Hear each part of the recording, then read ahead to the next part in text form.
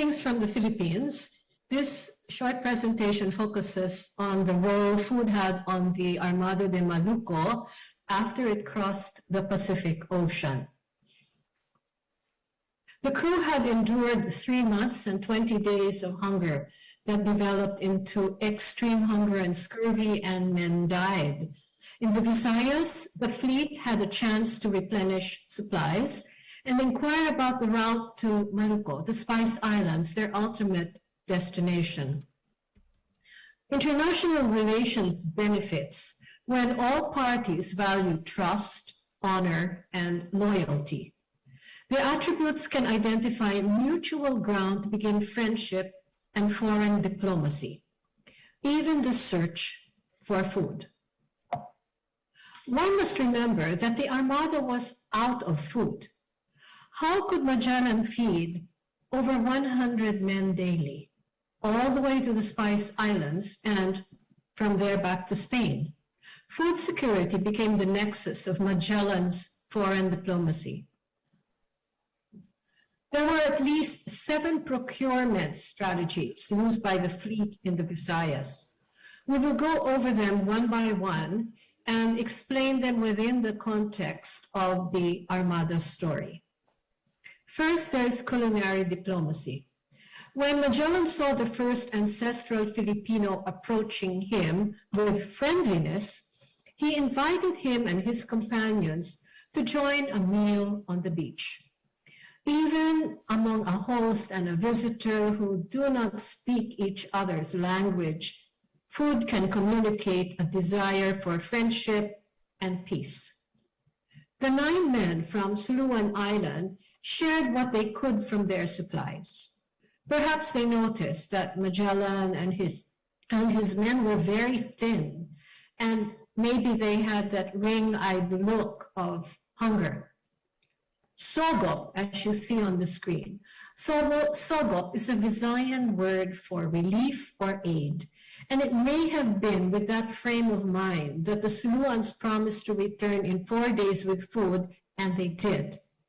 The presence of rice amongst what the Suluans brought must have also helped convince Magellan that he indeed was back in Asia. Men of the Armada experienced eating at the homes of Cebuanos. Visayans have the word nayanaya. You see that at the bottom of the screen. And nayanaya underlies the happiness that Filipinos experience when they feed others. Nayanaya feeds the Filipino social self, and it encourages other people to feed others as well. The fleet carried gifts, no less than the Spanish king himself instructed, and I quote, "Bring gifts, because with these gifts, as we have seen for many times in the Indies, we win their will better than the force of arms." Presents should be given to the king of the locality as a sign of friendship to instill goodwill for any Spanish ship which arrives there. That is what the king said. So there was a lot of gift giving from Magellan, and he reserved the best for Rajas who could help him home. Magellan was shaping the public image of the Spanish monarch and the Spanish Empire in the Visayas. No hay problema, no. And there was blood covenants. Kalolot is the Visayan word for a very strong friendship. But the blood covenant is even stronger than that. During the Armada's second layover that was in Mazawa Island, the first blood covenant was performed. Raja Colombo expressed his desire to be kasing-kasing with Magellan. And the blood brothers executed a pledge of honor and loyalty that was based on trust. The fleet executed 4 blood compacts, all in all, during its stay in the Philippines. The rite can be an exchange of blood from the arm or from a chest.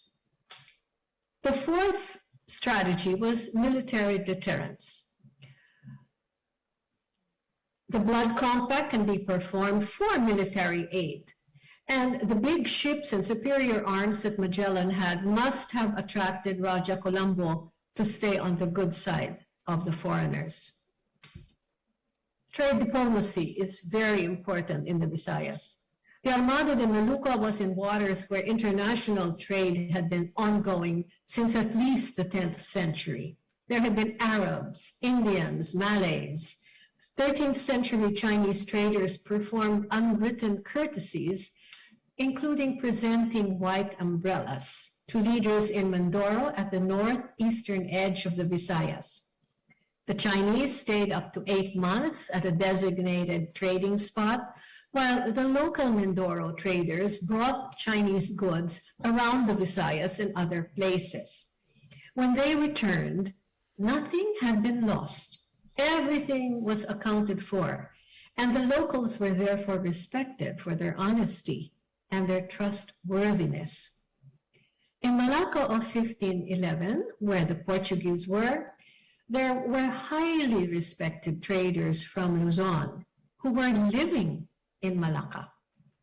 It was mutually beneficial for all engaged in commerce to sustain harmonious relations. The negotiating skills were tested in Cebu. Raja Colombo guided the 3 ships there because Cebu was food rich.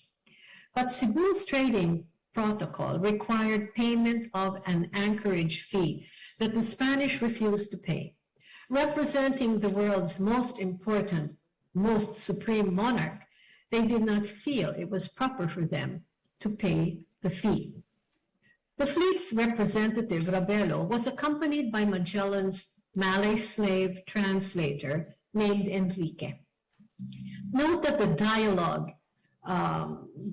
as a diplomatic tool is really influenced by the way the translator, like Enrique, interprets and communicates a situation.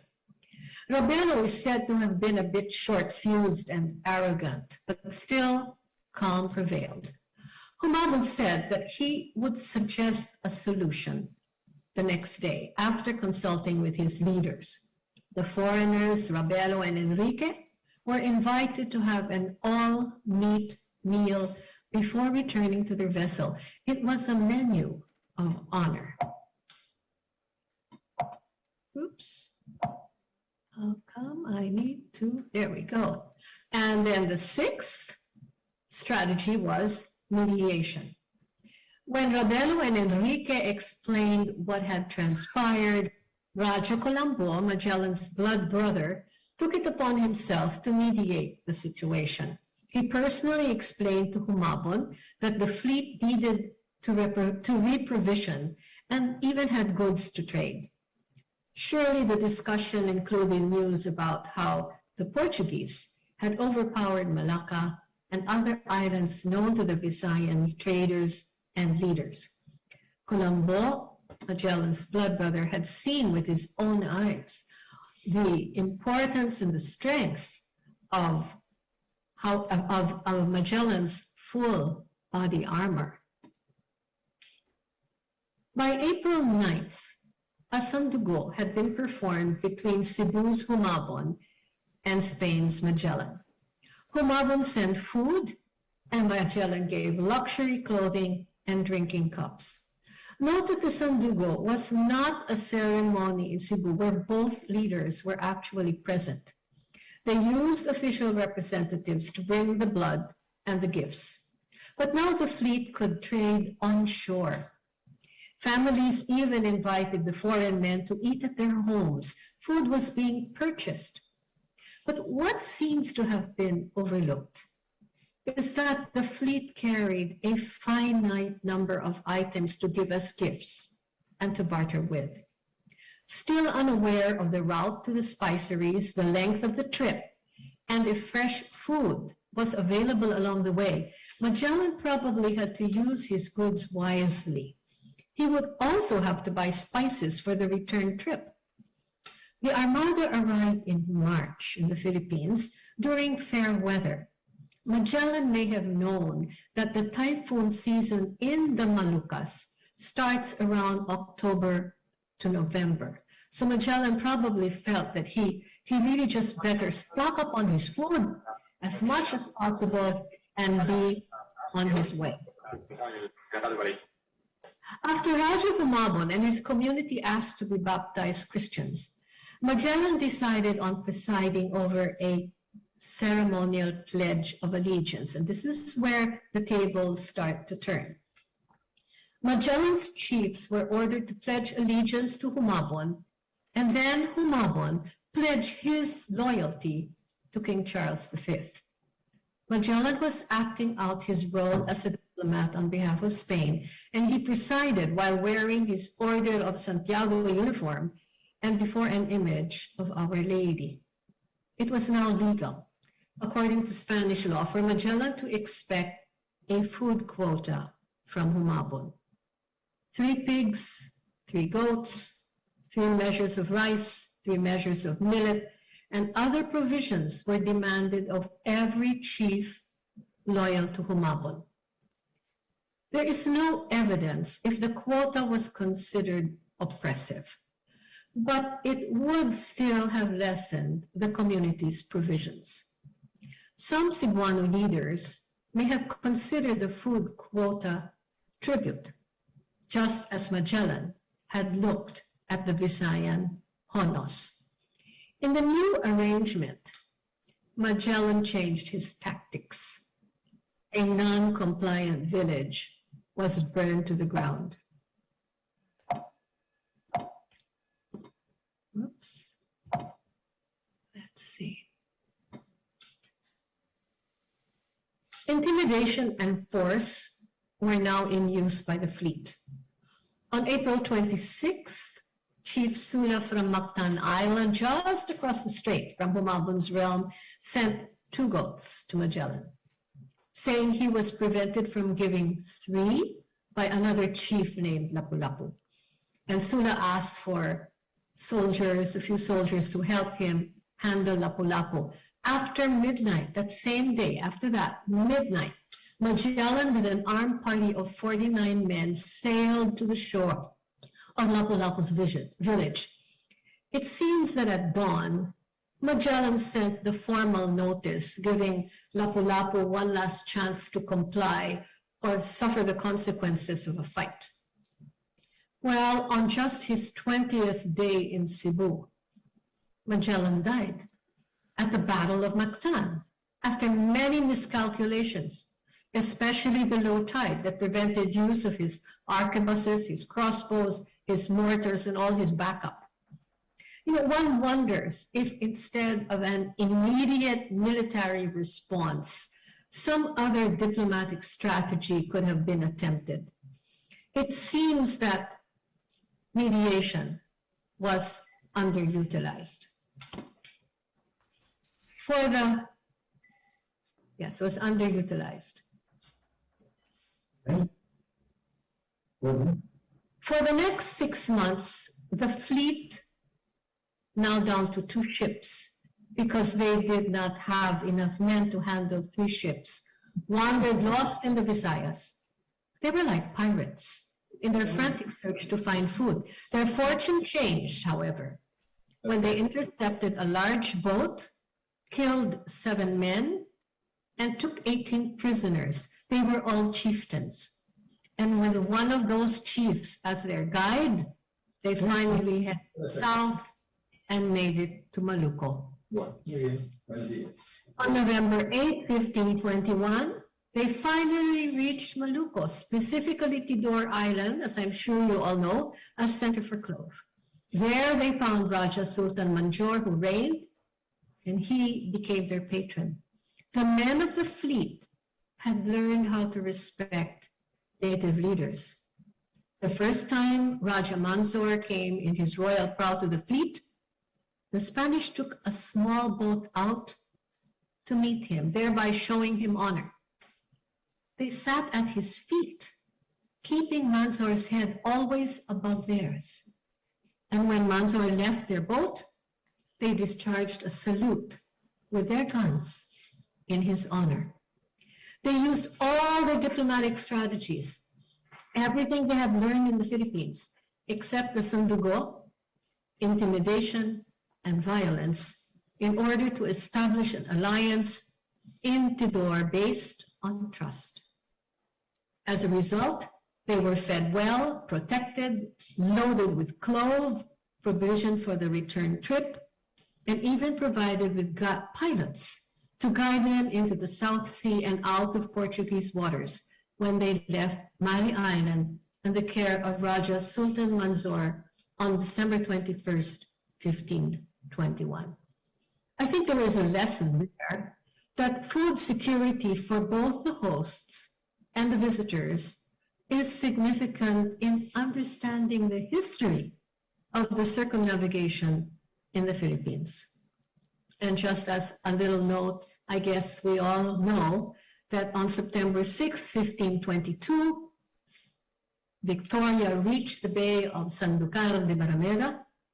18 of the original crew were on it, on the boat, and 4 Southeast Asians who had joined in the Moluccas.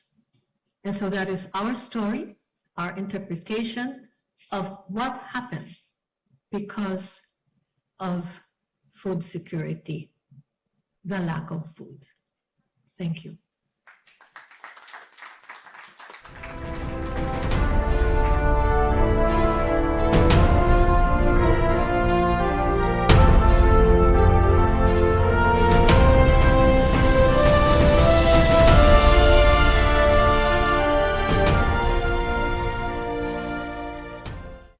Good day, bom dia everyone. So I'm George Emmanuel Bernaga, and I'm here to present on an earlier episode of the Philippine transit of the Magellan expedition. So if Ma'am Felice talked about mostly the Cebu episode, I'll be talking about the Samar or the Homonhon episode when the Magellan expedition first made landfall in what is now the Philippines, or basically what is now Asia.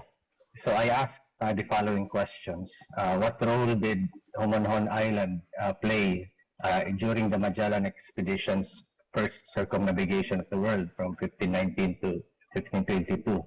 So second is, why was the island uninhabited as stated by the expedition chronicler Antonio Pigafetta? And third, I asked what was the impact of the Magellan Elcano expedition's Homonhon landing on local religious beliefs and on the early responses to colonization or Christianization. So I divide my paper into 4 parts. So first I discuss Homonhon as Pigafetta's so-called watering place of good signs, because that was, according to the chronicles, the first indication they had that they were near the Spice Islands and that there was much gold in the area. And I also talked about a lesser known aspect of the island, which was not really talked about or covered in the chronicles of the expedition, but is much clearer in the subsequent Spanish chronicles, as well as in local Philippine folklore. So even up to the present time. So I thus will discuss for the second part Homonhon as the so-called Isla Encantada, which was an island that was believed to be the abode of a diwata, or a Philippine word for a deity or a god. And I talk about Homonhon also as a so-called land of the dead. So there was a belief that Homonhon harbored the spirits of the dead. And the third part, I talk about the contending narratives. So there seemed to have been a view of the Europeans as long-lost relatives of the Visayans, which pertained to the origin narratives of the people encountered by the Magellan expedition. And I also talk about the punishment incurred on the people of the Visayas by the Diwatas, and again, according to folklore. So I also wrap up with a few conclusions. And in terms of sources, I utilize the well-known sources related to the expedition, but I compare this with some of the early chronicles usually by Jesuits, as well as one encomendero, based also in the Visayas. And I integrate these chronicles with folklore, as well as with hazard maps. So considering how the Philippines, one of the most hazard-prone countries in the world, so it experiences typhoons, volcanic eruptions, and earthquakes on a regular basis. So I analyze how this might have played a role in Homonhon's significance to the people of the 1500s when the Magellan expedition passed or landed on the island. So I approach it, or I approach the data through what's called geomythology. So the analysis of myths and its linking to geological hazards or geological or environmental phenomena, and link it with some analysis of the meaning of words. So in this case, the meaning of the names of the local gods, since this would highlight how or why Homonhon was significant in the first place. So how can we explain this in more scientific perspectives? And first, so Homonhon as watering place of good signs. So this is a picture I took during the quincentennial celebration or commemoration last March.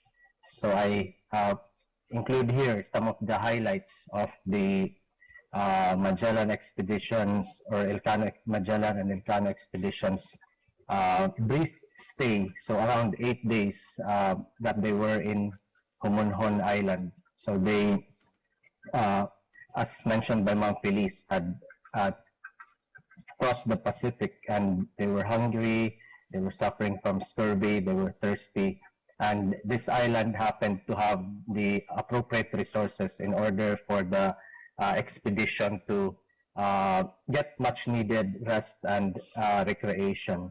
But day after their landing, they were, as mentioned earlier, met by or visited by people from nearby Suluan Island, which is a few kilometers to the east of the bigger Homonhon Island. So some other descriptions that are found in the Homonhon episode of Pigafetta's Chronicle include this long description of coconuts and the account of Pigafetta's survival from nearly drowning while he was fishing in one of the ships.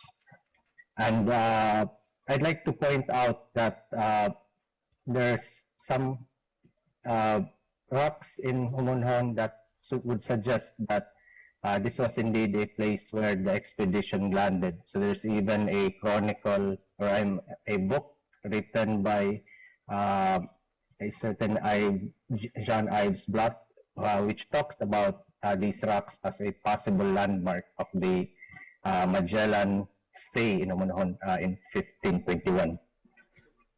But in terms of its being a pilgrimage site, so there are accounts from the later period of after the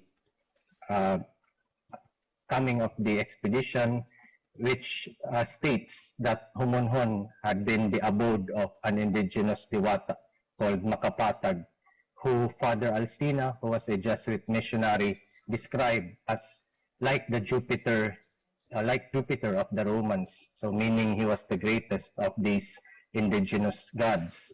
And he is said to have been the reason why people went to the island, so in pre-colonial times.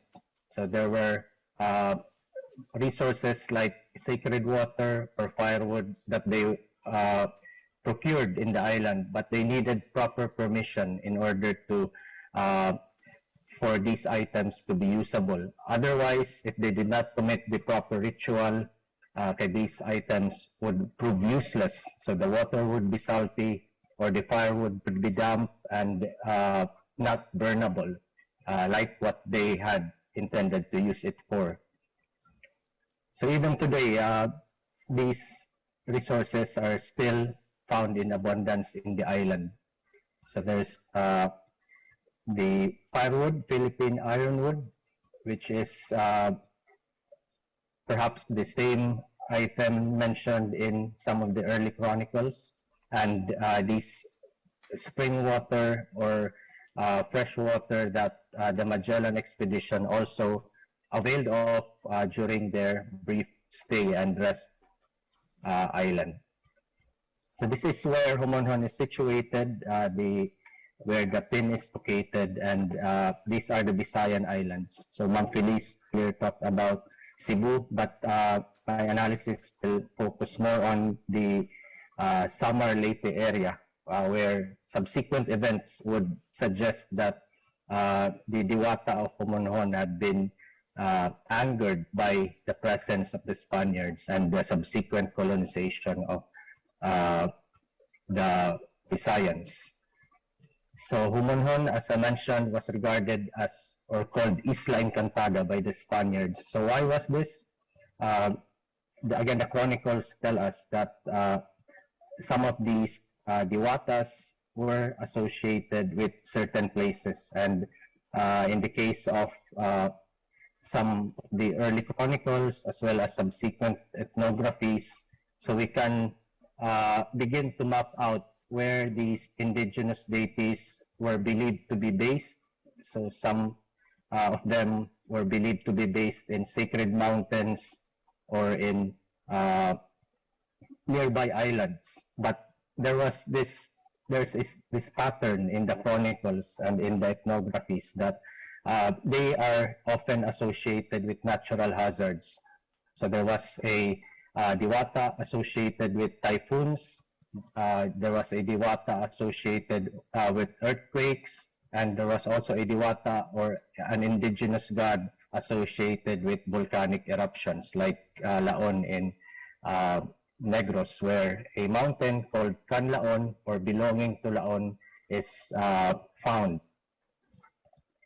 So in this case, what's interesting about Homonhon is it happens to be on the path of some of the strongest typhoons that have traversed the Philippines in recent memory. So more recently, Typhoon Yolanda or Haiyan in 2013. I think some of you had heard of this in the news. But before it devastated Tacloban, which is in Leyte, it had originally devastated Giwan, where Homonhon is now situated. So the Abu or the Diwata, the deity referred to in the accounts, so this deity called Makapat might thus be a reference to typhoons. So he is described as he who sets everything in order and makes everything equal, so which is correlated with divine justice. So it's very similar to how Typhoon Yolanda or Haiyan had been described in 2013, which was as a great equalizer. So even Alcina had a description that these typhoons usually flatten everything in its path. So a similar sense to the name Makapatag, which in Visayas is someone who tends to flatten. Again, the correlation, possible correlation between typhoons and the deities, and why Homonhon, where the Typhoon Yolanda had first made landfall, basically, would be regarded as a sacred island. So there are other equivalents in other parts of the world, so storm and warrior deities, and there are also indications that this deity Makapatag was a war god. So since another name that seems to be related to his deity and who is also linked with the island of Homonhon was invoked by the Visayans when they went out to war. So the Visayans were well known for being fierce warriors, and the name they had before as Pintados, the painted ones, was the most obvious symbol of their bravery. So they tattooed themselves after they won in battle or if they accomplished martial feats or victories.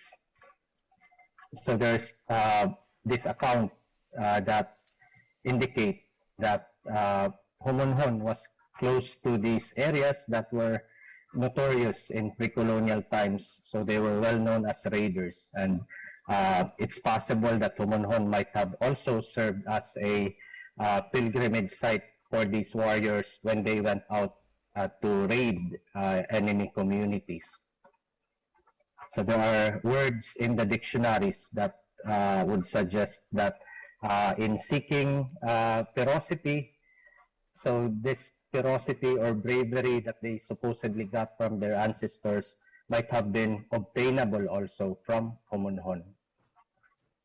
But Homonhon was also a quite scary place for these people. So it is said that in naming Isla Encantada, it was because there are folklore, so both from apparently from the Visayans and the Spaniards, where they would see a village or a community in the island from while they were at sea, but upon approaching the island, so that village would disappear. So it's still part of the folklore here in relation to certain enchanted cities. So in this case, it's the enchanted island of Homonhon that they were afraid of, although they needed to visit this island in order to get important items like holy water or firewood, which they needed in their day-to-day activities or livelihoods. So thus,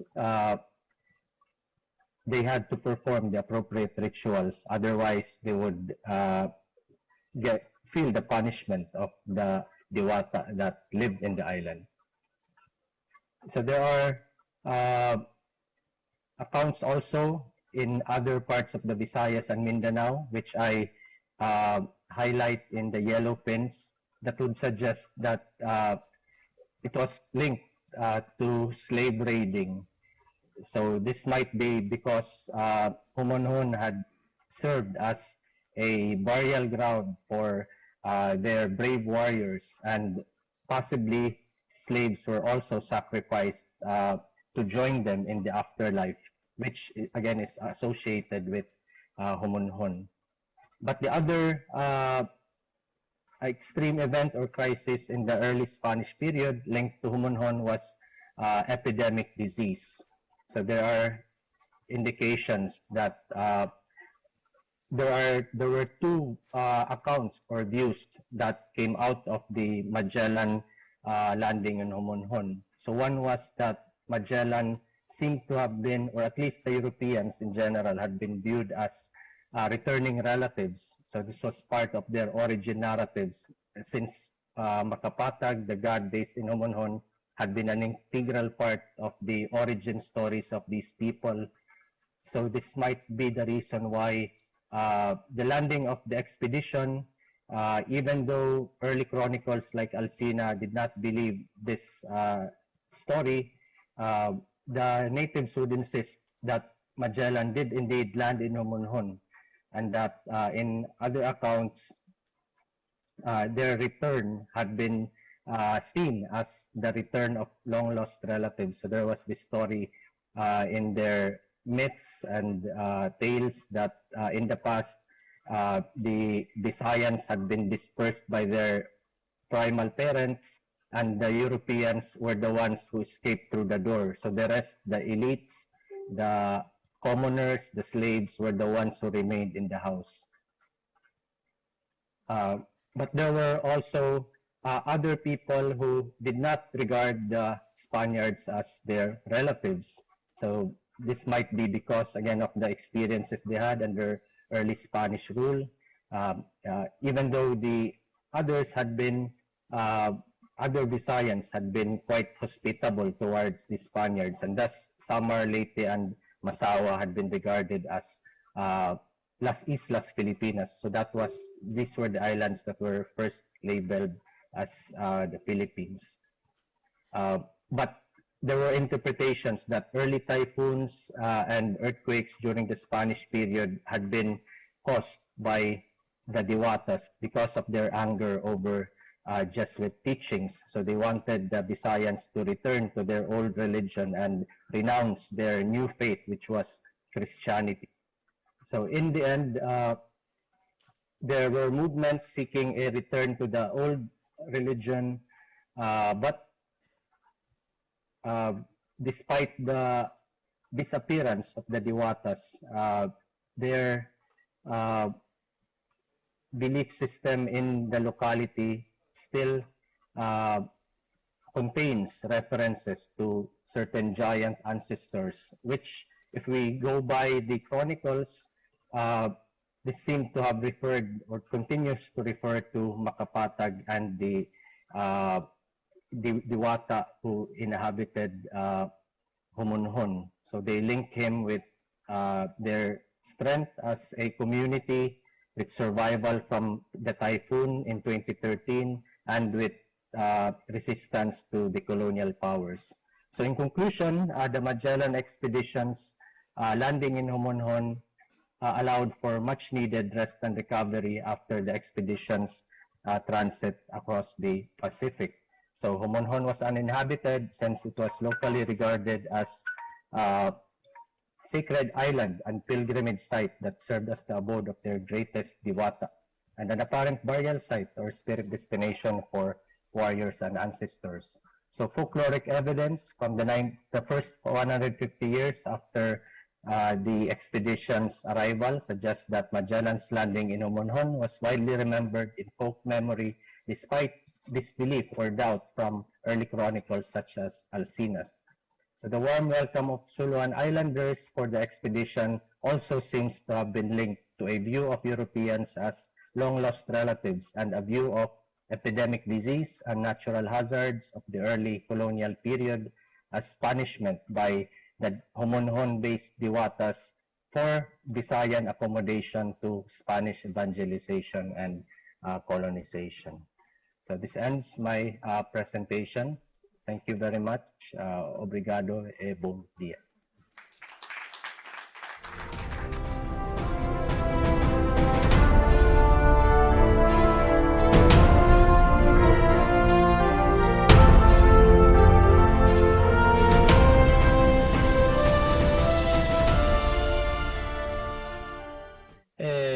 Agradezco a la organización, a la Academia de Marinia y a todas las entidades implicadas en este segundo simposio de Historia de Oriente el haberme permitido participar y el haberme permitido participar online, dadas las dificultades que comprendo, pues no soy el único caso ni mucho menos.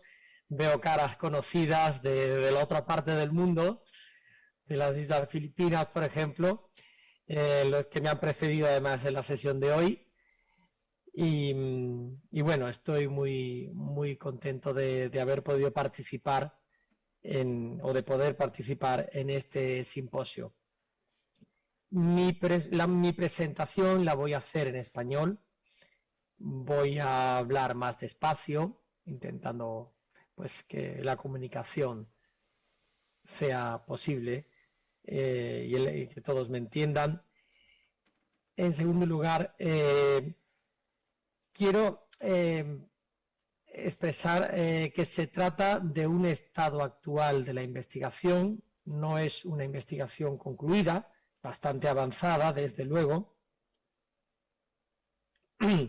y por tanto habrá algunas cuestiones que estarán pendientes todavía de confirmación o de profundización, sobre todo también en cuanto a datos concretos, páginas de fuentes, etc. Bien, cuando me plantearon, o cuando vi el tema de este simposio y pensé en qué enfoque darle, me pareció curioso, un poco atractivo, darle este título de Salvados por los cocos, para enfatizar, para dar importancia a algo que así a primeras parece bastante humilde y sencillo, como es un coco. En este evento que conmemoramos 500 años después, que cambió la historia de la humanidad, esta primera vuelta al mundo las grandes hazañas.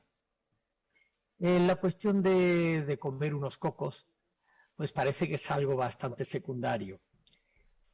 Sin embargo, yo que en los últimos años me he orientado, me he profundizado en esta línea de investigación de la gastronomía histórica, me parece interesante por varios motivos. En primer lugar, porque este enfoque que algunos autores hablan de la microhistoria, este profundizar al detalle en estas cuestiones tan de la vida cotidiana, aunque parecen algo superfluo, al fin y al cabo nos muestran un enfoque particular de un contexto histórico.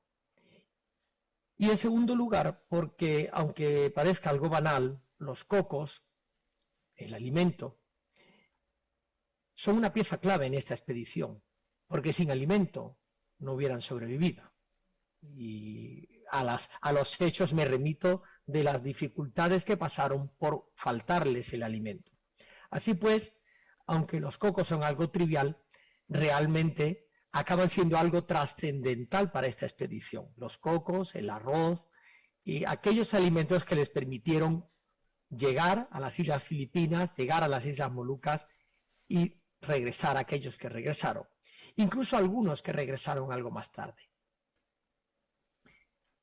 Los cocos, además, pues tienen sus cualidades específicas y creo que en el momento en el que comieron o bebieron el agua de coco, comieron los cocos, aquello que les aportó los cocos pudo ser clave como elemento nutricional en la supervivencia de los miembros de la expedición, como de hecho algunas fuentes nos refieren.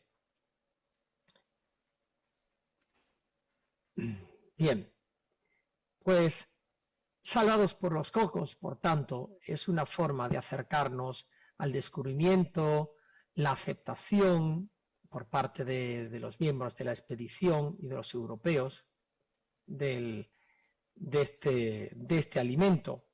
Una muestra más de cómo se adaptaron a los alimentos que se encontraron en las Islas Filipinas y en las distintas islas por las que pasaron, y un inicio de un encuentro y de un intercambio que también se produjo en el ámbito gastronómico en el sudeste asiático entre los extranjeros ibéricos, porque no hay que olvidar que esta expedición tiene un contexto ibérico muy importante, y las comunidades autóctonas o también foráneas que se estaban encontrando en esa misma zona y en aquellas épocas.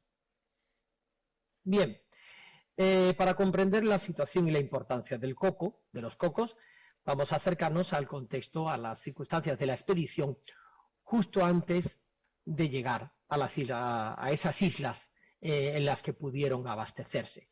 Un duro trance de cruzar el océano. Perdón, me está estorbando la ventana. Bien, un duro trance por el que tuvieron que pasar 3 meses y 20 días sin poder encontrar alimento alguno, según Pigafetta. Voy a acudir mucho a las fuentes, lo aclaro, y de hecho, aunque estemos dando este enfoque tan peculiar, no deja de ser el resultado de una investigación profunda y análisis de las distintas fuentes que hay sobre la expedición. Pigafetta es el que más información nos da, pero no es la única fuente a tener en cuenta. Como digo, 3 meses y 20 días sin aprovisionarse, sin conseguir alimentos, lo que generó tremendos problemas de inanición, enfermedades, fundamentalmente por la falta de vitaminas, el escorbuto, que causó estragos en los miembros de la expedición. Muchos se enfermaron, unos 19 murieron, todavía alguno arrastró la enfermedad y acabó muriendo ya en las Islas Filipinas, consecuencia de esta dramática situación. Aunque también es cierto que hay que matizar las afirmaciones de Antonio Pigafetta. Otras fuentes evidencian que algunas de las escalas realizadas durante el cruce del Océano Pacífico, en particular las Islas Desafortunadas y desde luego la escala en las Islas María, en la isla de Guam, fueron momentos en los que pudieron mitigar esa falta de alimentos. Por otra parte, la situación de la expedición cuando partieron del Estrecho de Magallanes, aunque tuvo que ser dramática, tampoco es admisible que entonces, en noviembre, hubieran desaparecido los alimentos del barco, porque por mucho aguante, 3 meses y 20 días era imposible. Hay que asumir que hay cierta dramatización por parte de Antonio Pigafetta. De hecho, otros autores, como López de Gómara, nos recuerdan que todavía le quedaba algún alimento, y algunas fuentes, alguna tan fiable como el derrotero atribuido a Francisco Albo, nos demuestran que cazaron algunos tiburones en estas islas, en una de estas islas desafortunadas. En cualquier caso, el primer encuentro con los cocos tuvo lugar, al decir de Pigafetta y alguna de las fuentes, en las Islas Marianas, en la isla de Guam.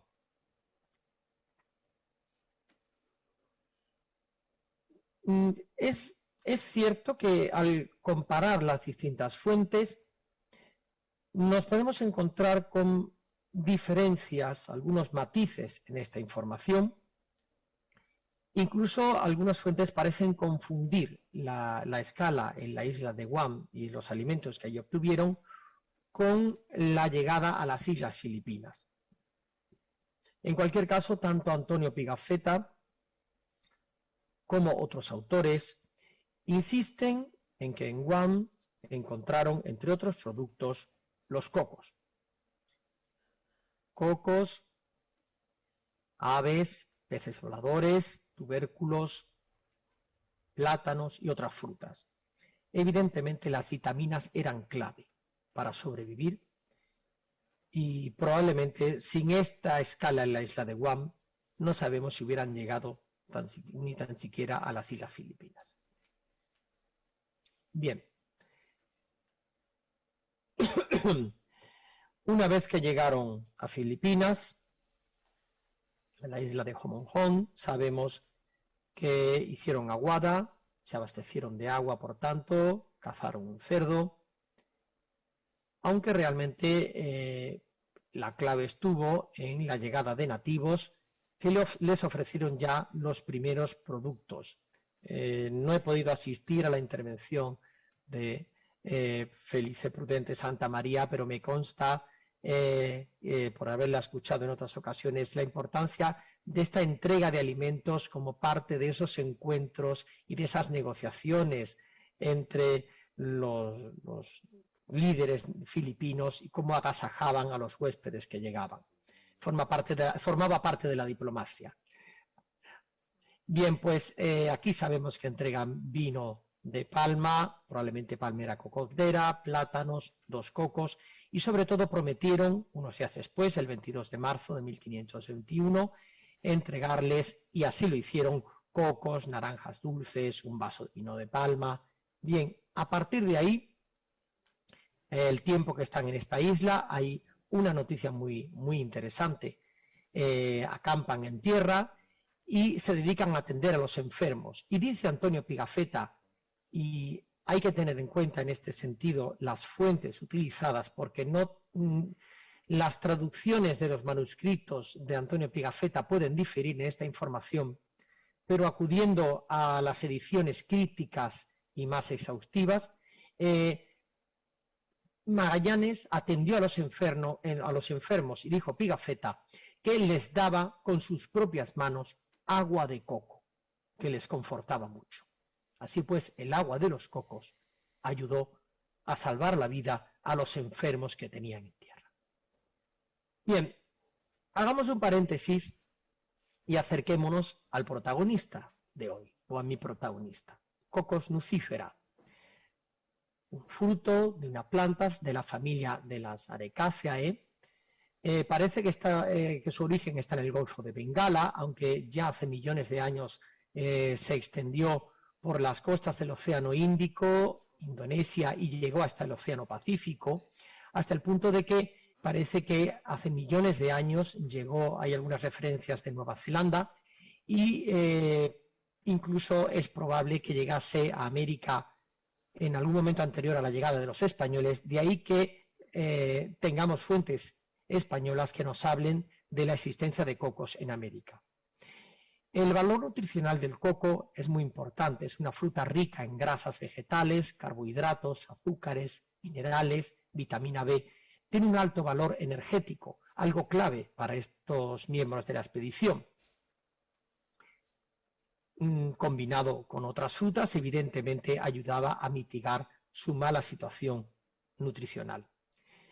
Del coco, las primeras referencias arqueológicas y escritas nos llegan ya de la zona de la India, aunque aquí es donde me pareció muy interesante, a raíz de este mensaje de Magallanes, de esta noticia de Magallanes alimentando a los enfermos, preguntarme hasta qué punto desconocían los europeos la fruta del cocotero y lo que podían aportar en la supervivencia de estas exploraciones y estos largos viajes oceánicos, con los problemas alimenticios que conllevaban. Bien, decidí hacer una visión retrospectiva, acudir a las fuentes, la ciencia médica y la botánica desde la antigüedad, y las noticias son bastante escasas e indirectas. Las principales obras médicas y botánicas de la antigüedad son el Dioscórides, la obra de Plinio el Viejo, Apuleyo o Teofrasto. Son 4 autores bastante seguidos a lo largo de la historia antigua y medieval, manuscritos que fueron copiados en muchas ocasiones e incluso completados, interpolados en distintas versiones. Y aquí no encontramos noticias al coco, salvo algunas menciones que parecen confundir al coco con la nuez moscada y que parten probablemente de la llegada al ámbito del Mediterráneo, no tanto de la fruta, sino de la cáscara del coco como elemento de lujo, elemento decorativo. Sí es cierto que algunos manuscritos del ámbito cultural islámico, en el que también en el Islam ese ámbito cultural y científico fue muy importante también la difusión de la obra de Dioscórides. Sin embargo, como podemos ver aquí en esta representación de Al-Qazwini, de Maravillas de las Cosas Creadas, está completando y ampliando la información ofrecida por Dioscórides, y aquí sí vemos una representación que muestra el conocimiento de la planta del coco. En la Europa medieval, como digo, llegaban algunos restos de coco como elementos de lujo. Sí es cierto que en algunos manuscritos, algunas versiones del Dioscórides, empezamos a encontrar ilustraciones o noticias que siguen en esta misma línea. Saben que existe un tipo de nuez, pero la siguen relacionando con la nuez moscada. Aquí tenemos un manuscrito del siglo XIII, Tractatus de Herbis, están muy vinculados al Dioscórides, y en este otro caso tenemos unas ilustraciones muy interesantes y muy fidedignas de lo que es un coco, que proceden de otro manuscrito del siglo XV, pero que luego en el texto lo que se está comentando es la Nux muscata, como vemos aquí al pie. Nux muscata, bueno, es que se está hablando de la nuez moscada y se está confundiendo ambas especies. Habrá que esperar al siglo XVI en la revisión que se lleva a cabo de la obra de Dioscórides para que se haga evidente este problema. Las primeras impresiones del Dioscórides de finales del siglo XV no incluyen ya estas ilustraciones del coco. Sin embargo, algunas mantienen esta referencia a algo parecido a la nuez moscada, hasta que nos encontremos, y aquí tenemos una muestra ya de 1555, en la edición que se hace en Amberes del Dioscórides, completada y comentada por el médico y botánico Andrés Laguna. Aquí sí, Andrés Laguna, no se aprecia con claridad, pero aquí tenemos la impresión en letra normal, y aquí tenemos la cursiva. Esto es el añadido, el comentario que hace Andrés Laguna. Y Andrés Laguna sí nos va a decir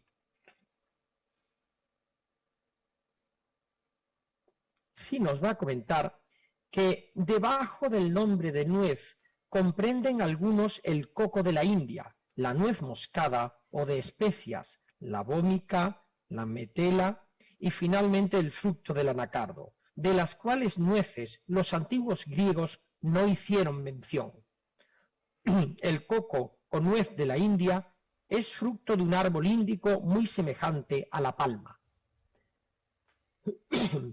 Andrés Laguna, en 1555, años después de la expedición que se conmemora, que estamos conmemorando, no hace sino reconocer un cambio en la información botánica, y este cambio está propiciado por los viajes ibéricos, no solo por la expedición de Magallanes. La llegada de los portugueses a la India iba a ofrecer una información de primera mano de muchas plantas, muchas especies botánicas que hasta entonces o no se conocían o se conocían a través de fuentes indirectas. El problema es que desde un punto de vista científico, botánico o médico, esta información tarda en ser asimilada por los científicos europeos, y por eso en las obras impresas tarda en reconocerse esta información que probablemente transmitían ya los marinos que habían estado en la India. Bien, en este sentido, de las distintas fuentes portuguesas que hay de la época, me parece muy interesante lo que nos ofrece el libro de Duarte Barbosa. Primero porque es contemporáneo a la expedición de Magallanes Elcano, tan contemporáneo que algunos autores lo han considerado escrito por el propio Fernando de Magallanes como información previa a la expedición. No voy a entrar en estas cuestiones de la autoría, que seguro que dan para mucho, pero desde luego es evidente que es de la misma época, y por tanto nos está transmitiendo la información que ya manejaban los portugueses de su propia experiencia en el sudeste asiático, en la India. Bien, en esta obra hay muchas referencias al coco, sobre todo al comercio del coco, y a su circulación entre los distintos puertos de la India, e incluso de lugares tan distantes como Malaca. Aunque se habla sobre todo de la comercialización del coco en relación con el aceite, hay también noticias al aprovechamiento de la fibra de coco para la realización de cuerdas, y también al consumo del coco, que en una de las noticias se habla, el autor dice que es una fruta dulce y muy apacible.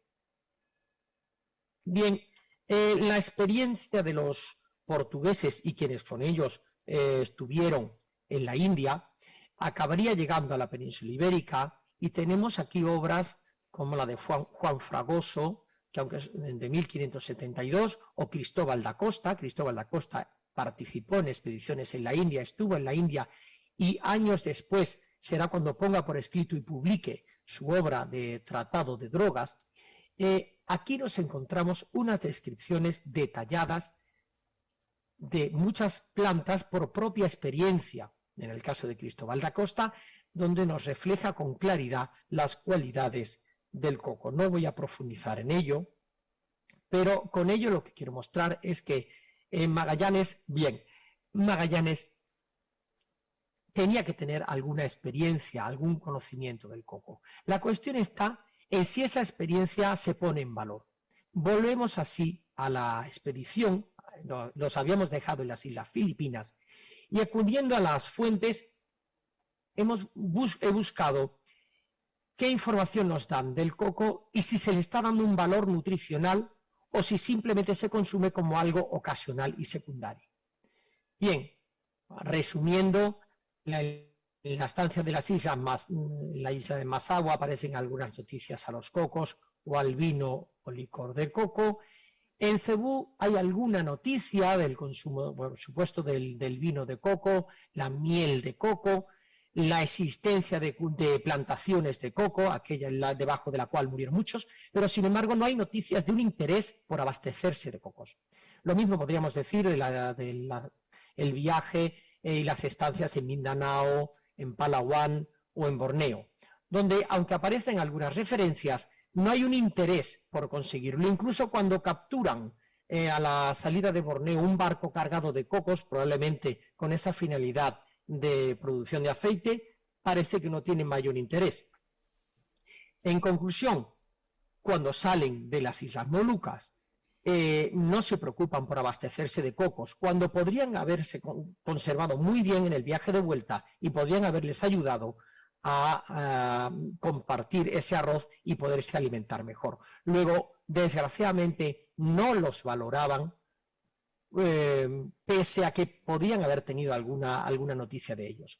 Como colofón, sí decir, sin embargo, que tenemos referencias de las fuentes portuguesas de algunos de los que regresa, que habían estado presos por los portugueses, primero en las Islas Molucas y luego en Cochín.